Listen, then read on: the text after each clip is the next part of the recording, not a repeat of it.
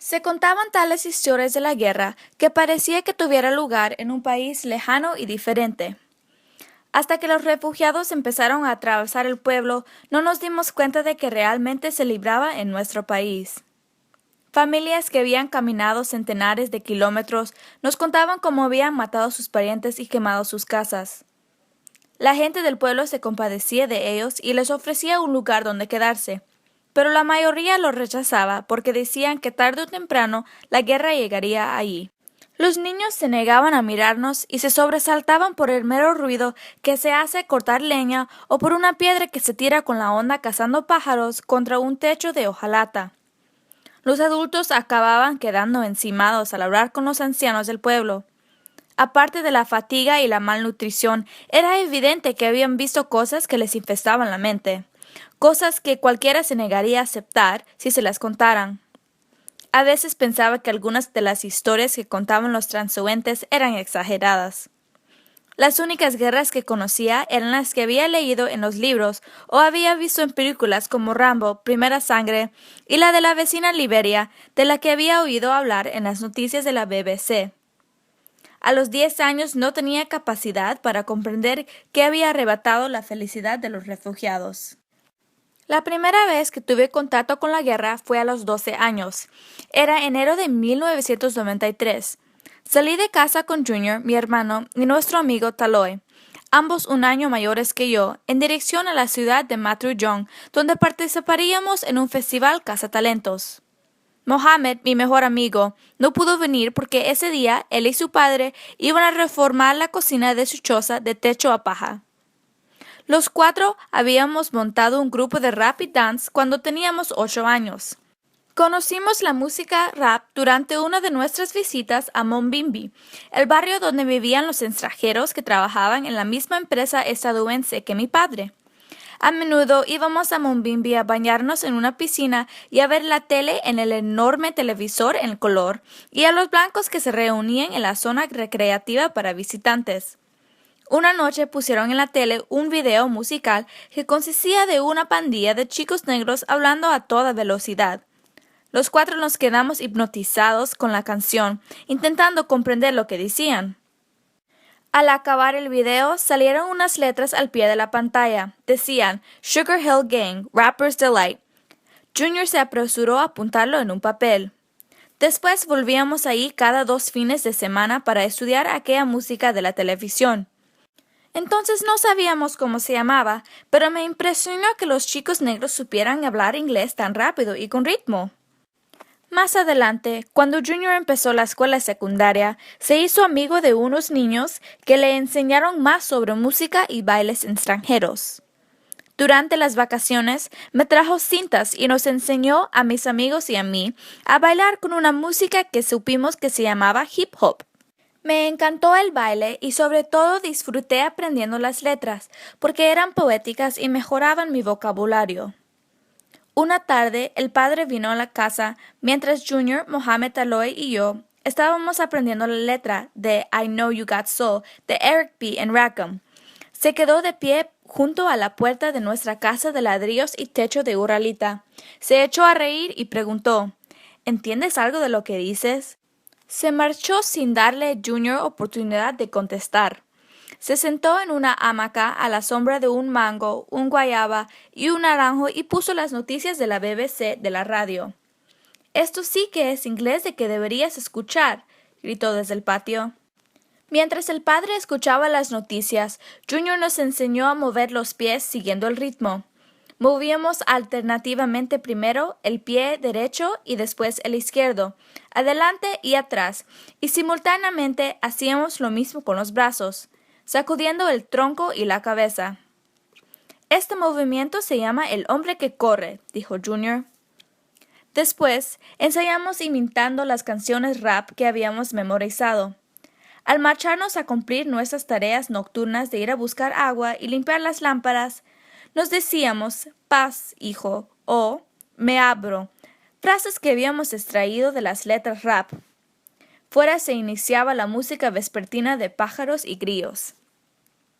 La mañana que salimos a Matrullón, Nos llenamos la mochila con libretas de las letras que estábamos componiendo y los bolsillos con las cintas de álbumes de rap. En aquellos días llevábamos vaqueros holgados y debajo nos poníamos pantalones cortos de fútbol y pantalones de chándal para bailar. Bajo nuestras camisas de manga larga llevábamos camisetas sin mangas, camisetas de manga corta y jerseys de fútbol. Llevábamos 3 pares de calcetines bajados hasta el tobillo y doblados para que las deportivas parecieran hinchadas. Cuando el día se ponía demasiado caluroso, nos quitábamos parte de la ropa y la llevábamos al hombro. Era ropa de moda y no teníamos ni idea que aquella forma insólita de vestir acabaría beneficiándonos. Como teníamos pensado volver al día siguiente, no nos despedimos ni le dijimos a nadie a dónde íbamos. No sabíamos que nos estábamos marchando para no volver. Para ahorrar, decidimos hacer caminando los 26 kilómetros hasta Matrullón. Hacía un día precioso de verano. El sol nos calentaba excesivamente, y la caminata no se nos hizo muy larga porque íbamos charlando sobre toda clase de cosas y gastándonos bromas unos a otros. Llevábamos ondas que usábamos para cazar pájaros y fastidiar a los monos que intentaban cruzar la pista principal. Nos detuvimos varias veces en el río a bañarnos. En una ocasión había un puente. Oímos un vehículo de pasajeros en la distancia y decidimos salir del agua e intentar que nos llevara gratis. Yo salí antes que Junior y Taloy y crucé el puente corriendo con su ropa. Creyeron que podían pillarme antes de que el vehículo llegara, pero al darse cuenta que era imposible, echaron a correr otra vez hacia el río, y justo cuando estaban en medio del puente, el vehículo los alcanzó. Las chicas del autobús se rieron y el conductor tocó la bocina. Fue divertido, y el resto del viaje intentaron vengarse por lo que les había hecho, pero no se salieron con la suya. Llegamos a Cabati, el pueblo de mi abuela, hacia las 2 de la tarde. Mamie Kapna era el nombre con el que se conocía mi abuela. Era alta y su cara, muy alargada, complementaba sus hermosos pómulos y sus ojos grandes y marrones. Siempre se colocaba con las manos en las caderas o en la cabeza. Al mirarla, me daba cuenta de dónde había sacado mi madre su preciosa piel oscura, sus dientes blanquísimos y los pliegues translúcidos del cuello. Mi abuelo, o Camor, maestro, como le llamaban todos, era especialista en árabe y curandero del pueblo y los alrededores. En Kabat comimos, descansamos un poco y nos dispusimos a recorrer los últimos 10 kilómetros. La abuela quería que nos quedáramos a pasar la noche, pero le dijimos que volveríamos al día siguiente. —¿Cómo os trata últimamente vuestro padre? —preguntó con una voz dulce cargada de preocupación. —¿Por qué vais a Matrullón si no es para ir a la escuela? ¿Y por qué estáis tan flacos? —siguió preguntando. Pero nos esquivamos sus preguntas. Nos siguió hasta las afueras del pueblo y nos vio descender la cuesta, pasándose el bastón a la mano izquierda y despidiéndonos con la derecha, una señal de buen augurio. Llegamos a Matrullón un par de horas después y nos encontramos con viejos amigos, Kibria, Caloco y Calilu. Esa noche fuimos a Bow Road, donde había puestos de comida hasta bien entrada la noche. Nos compramos cacahuetes hervidos y comimos mientras conversábamos sobre lo que haríamos al día siguiente y planeamos ir a ver el espacio del programa Casa Talentos y ensayar. Nos quedamos en la habitación del porche de la casa de Calilu. Era una habitación pequeña con una cama diminuta, y los 4, Kibria y Caloco, volvieron a sus casas. Dormimos en la misma cama, atravesados y con las piernas colgando. Yo pude doblar las piernas un poco más porque era más bajito y pequeño que los otros. Al día siguiente, Junior, Taloy y yo nos quedamos en casa de Calilu y esperamos a que nuestros amigos volvieran de la escuela sobre las 2 de la tarde. Pero volvieron temprano. Me estaba limpiando las deportivas y contando una competición de abdominales que estaban haciendo Junior y Taloy. Kibria y Caloco entraron en el porche y se unieron a la competición. Taloy, respirando hondo y hablando lentamente, preguntó por qué habían vuelto. Kibria explicó que los profesores le habían dicho que los rebeldes habían atacado Mogwembo, nuestra casa. Se había cerrado la escuela hasta próximo aviso. Dejamos de hacer lo que estábamos haciendo. Según los maestros, los rebeldes habían atacado las zonas mineras por la tarde.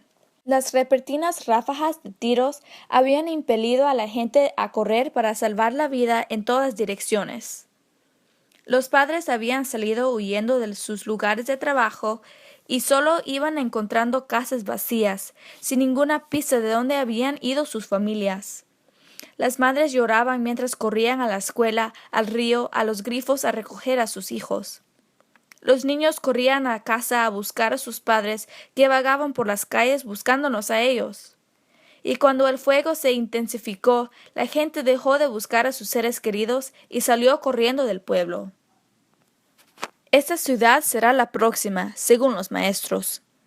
Kibria se incorporó del suelo del convento. Junior, Taloy y yo cogimos las mochilas y fuimos al muelle con nuestros amigos. Estaba llegando gente de toda la zona minera. A algunos los conocíamos, pero no pudieron decirnos nada del paradero de nuestras familias. Dijeron que el ataque había sido tan repentino, tan caótico, que todo el mundo había corrido en diferentes direcciones en una confusión total.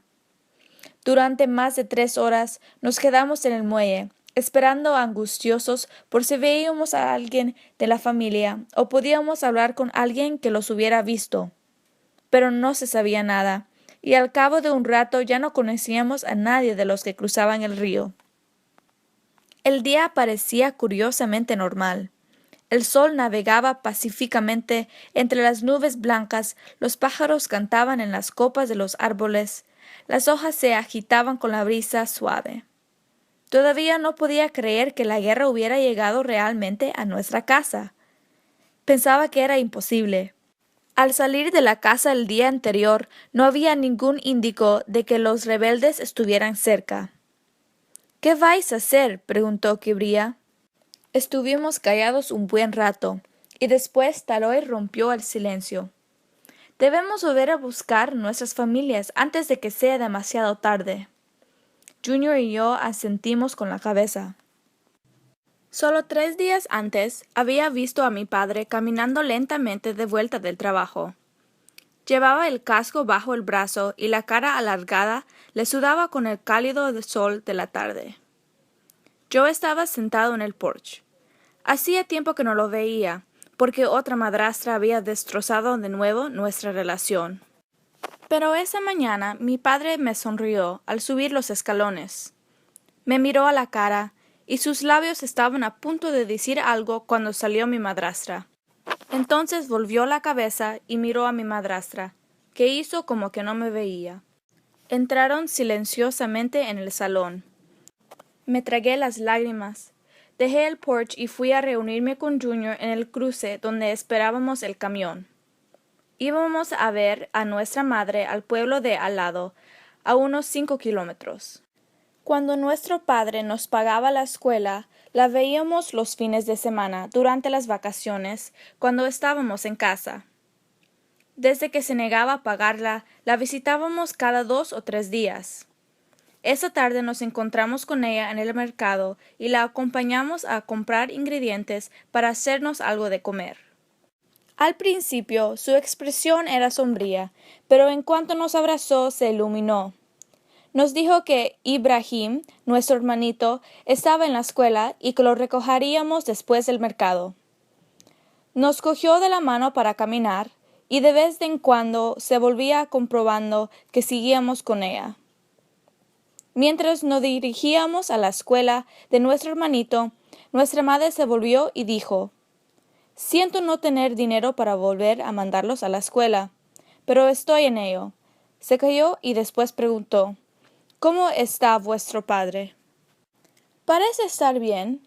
Le he visto esta tarde», contesté. Junior no dijo nada. Nuestra madre lo miró directamente a los ojos y dijo: «Vuestro padre es un buen hombre y os quiero mucho, pero parece atraer a las peores madrastras que pudierais tener, chicos». Cuando llegamos a la escuela, Nuestro hermanito estaba en el patio jugando al fútbol con sus amigos. Tenía 8 años y era alto para su edad. En cuanto nos vio, se acercó corriendo y se lanzó sobre nosotros. Se midió conmigo para ver si ya era más alto que yo. Mamá se rió. La cara redonda de mi hermanito se iluminó y empezó a sudar por los pliegues del cuello, igual que mi madre. Los 4 fuimos caminando a casa de nuestra madre. Cogí a mi hermanito de la mano y me contó cosas de la escuela y me desafió a jugar al fútbol aquella misma noche. Mi madre vivía sola y se dedicaba a cuidar a Ibrahim. Decía que el niño preguntaba a veces por su padre. Cuando Junior y yo estábamos en la escuela, iban los dos a veranos de vez en cuando y siempre lloraba cuando mi padre abrazaba a Ibrahim, al verlos contentos que estaban de verse. Mi madre parecía perdida en sus pensamientos. Sonreía reviviendo esos momentos. 2 días después de aquella visita, estábamos lejos de casa. Esperando en el muelle de Matrullón, me imaginaba a mi padre con el casco en la mano y corriendo camino de casa, y a mi madre, llorando y corriendo a la escuela en busca de mi hermanito. La tristeza empezaba a abrumarme. Junior, Taloy y yo subimos a una canoa y nos despedimos tristemente de nuestros amigos al alejarnos de la costa de Matrullón. Al atracar al otro lado del río iba llegando más gente apresurada. Echamos a andar y una mujer que llevaba chancletas en la cabeza nos dijo, sin volverse: «Demasiada sangre se ha vertido donde vais vosotros. Incluso los buenos espíritus han abandonado el lugar». Se alejó. En los matorrales a lo largo del río, las mujeres gritaban con voz tensas: «Gnor, Gbor, Mumam, O». Dios nos ayude. Y los nombres de sus hijos: Yusufu, Jabu, Fodé.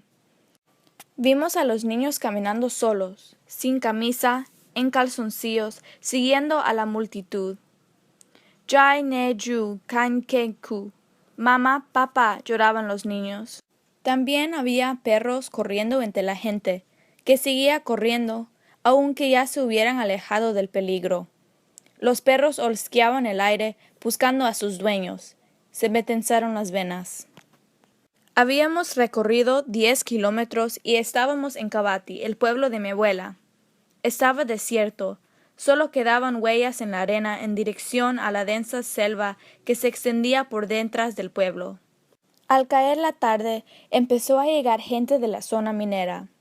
Sus susurros, los gritos de los niños buscando a los padres perdidos y cansados de caminar, y los aullidos de los bebés hambrientos, sustituían los sonidos nocturnos de grillos y pájaros. Nos sentamos en el porche de la abuela, esperando y escuchando.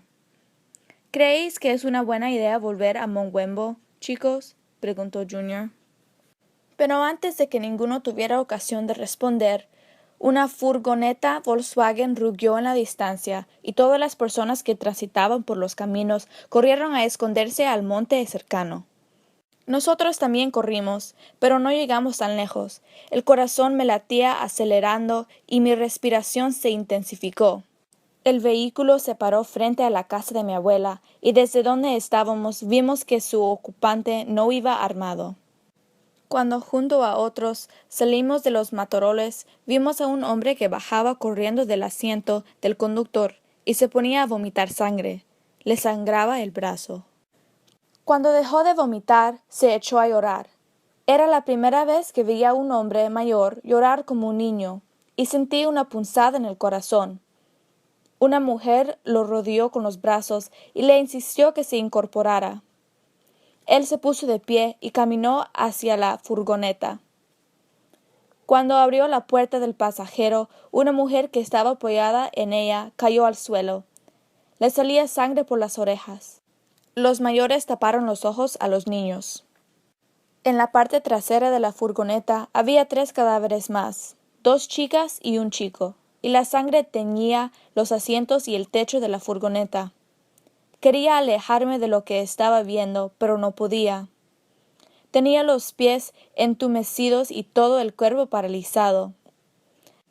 Después supimos que aquel hombre había intentado escapar con su familia y los rebeldes habían tiroteado el vehículo y los habían matado. Lo único que lo consoló, al menos unos segundos, fue lo que le dijo la mujer que le había abrazado, y que ahora lloraba con él, que al menos tendría la posibilidad de enterrarlos. Siempre sabría dónde descansaban sus restos. Parecía saber más de la guerra que el resto de nosotros. El viento había parado, y la luz del día parecía estarse rindiendo rápidamente a la noche. Al acercarse el ocaso, más gente cruzó el pueblo. Un hombre cargaba con su hijo muerto.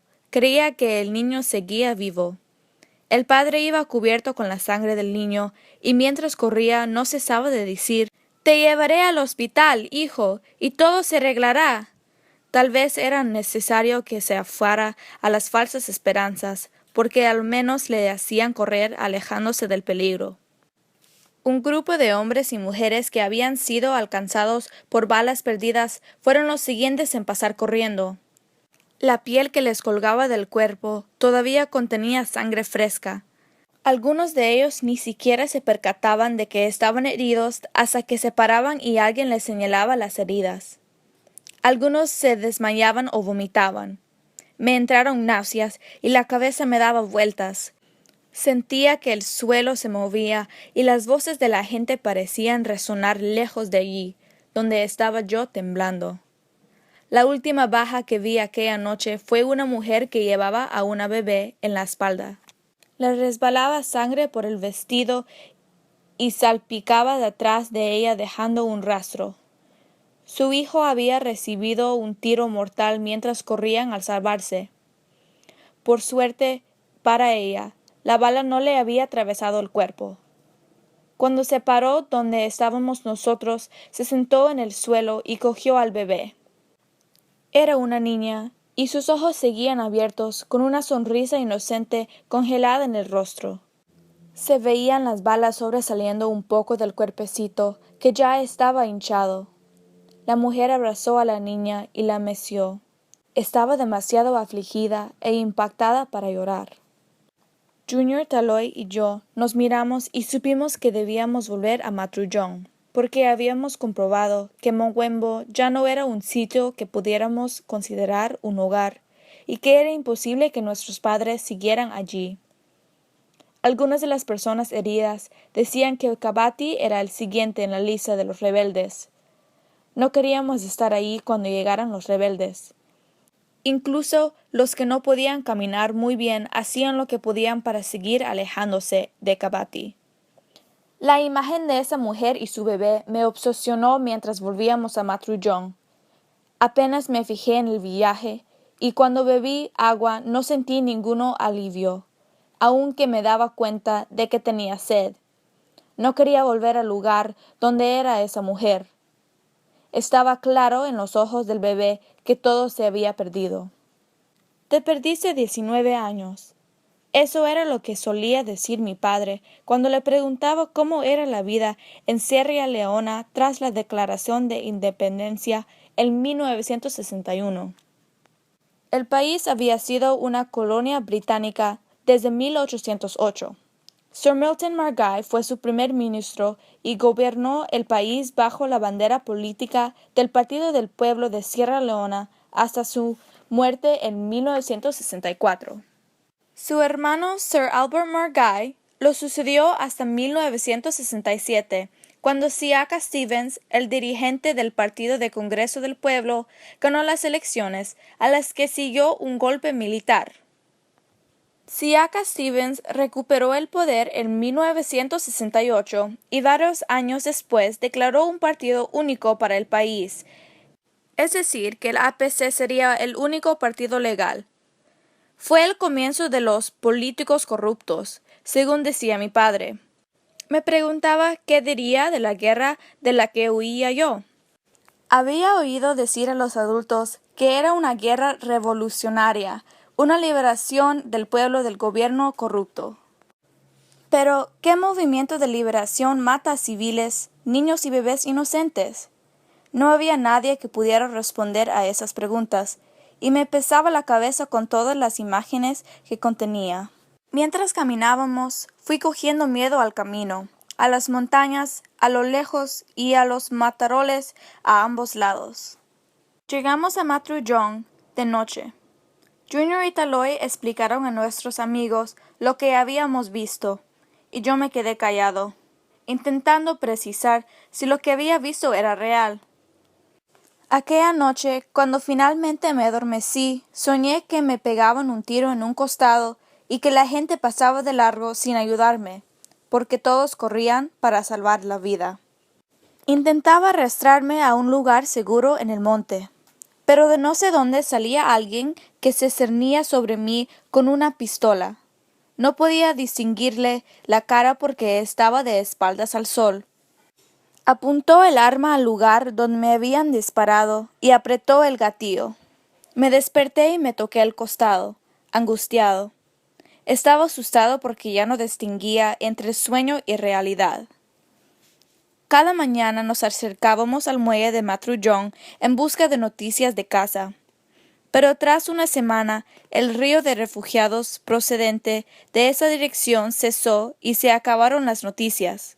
Los soldados estaban convencidos de que los rebeldes atacarían, que vendrían del otro lado del río, y montaron allí la artillería pesada y anunciaron un toque de queda a las 7 de la tarde, que llenaron las noches de tensión porque no podíamos dormir y teníamos que encerrarnos en casa demasiado temprano. Durante el día venían Guibría y Caloco. Los 6 nos sentábamos en el porche y hablábamos de lo que ocurría. No creo que esta locura dure, dijo Junior bajito. Me miró como asegurándome que pronto estaríamos en casa. Seguramente solo durará 1 mes o 2, dijo Taloy, mirando el techo. He oído que los soldados ya están en camino para echar a los rebeldes de las zonas mineras, tartamudeó Guibría. Estábamos todos de acuerdo en que la guerra no era más que una etapa pasajera que no duraría más de 3 meses. Junior, Taloy y yo escuchábamos música de rap e intentábamos memorizar la letra para no tener que pensar en la situación en que nos encontrábamos. Naughty by Nature, LL Cool J, Run DMC y Heavy D and the Boys. Habíamos salido de casa solo con estas cintas y la ropa que llevábamos puesta. Recuerdo estar sentado en el porche escuchando Now That We Found Love de Heavy D and the Boys y contemplando los árboles de las afueras de la ciudad que se movían apenas con la ligera brisa.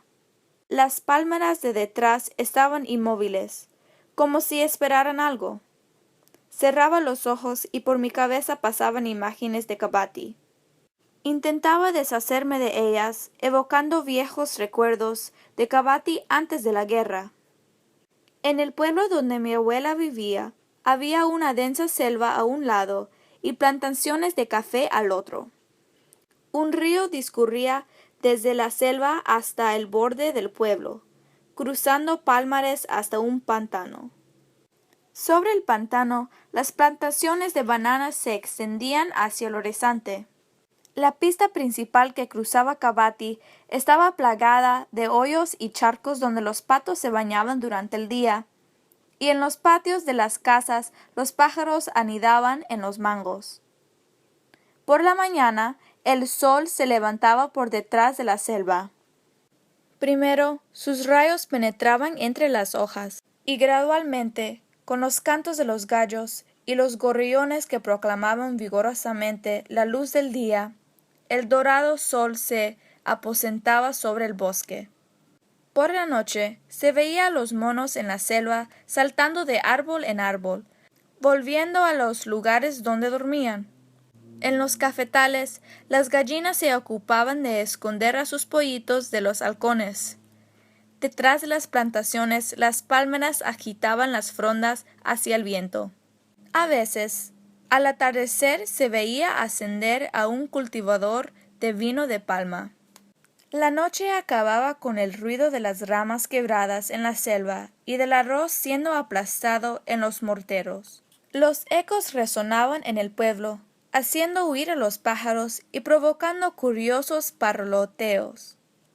Grillos, ranas, sapos y lechuzas los seguían, todos gritando a la noche al salir de sus escondites. De las cocinas de las chozas de techo de paja salía un humo rosado, y llegaban trabajadores de las plantaciones con lámparas y, a veces, con antorchas encendidas. Debemos esforzarnos por ser como la luna. Un anciano de Kabati repetía esta frase a la gente que pasaba por su casa camino del río para coger agua, cazar, recoger vino de palma o camino a las plantaciones. Recuerdo haber preguntado a mi abuela qué quería decir el anciano. Me explicó que el dicho servía para recordar a la gente que debía comportarse bien y ser buena con los demás, que las personas se quejan cuando hace demasiado sol y el calor se vuelve insoportable, y también cuando llueve mucho o cuando hace frío. Pero, dijo, nadie se queja cuando resplandece la luna. Todos se sienten felices y aprecian la luna, cada uno a su manera. Los niños observan sus sombras y juegan aprovechando su luz. Los mayores se reúnen en la plaza para contar historias y bailar toda la noche. Suceden muchas cosas agradables cuando la luna ilumina. Esas son algunas razones para querer ser como la luna. Y acabó la conversación diciendo: «Pareces hambriento. Te prepararé un poco de yuca». Desde que mi abuela me dijo por qué deberíamos esforzarnos por ser como la luna, decidí firmemente intentarlo. Cada noche, cuando la luna aparecía en el cielo, yo me echaba en el suelo, fuera, y la observaba en silencio. Quería descubrir por qué era tan hermosa y atractiva. Me recreaba con las distintas formas que veía dentro. Algunas noches veía la cabeza de un hombre. Tenía media barba y llevaba una gorra de marinero. Otras veces veía a un hombre con una hacha para cortar madera. Y según cómo, a una mujer dando el pecho a un bebé. Ahora siempre que tengo ocasión de observar la luna, sigo viendo aquellas mismas imágenes de cuando tenía 6 años. Y me complace saber que esa parte de mi infancia sigue incrustada dentro de mí.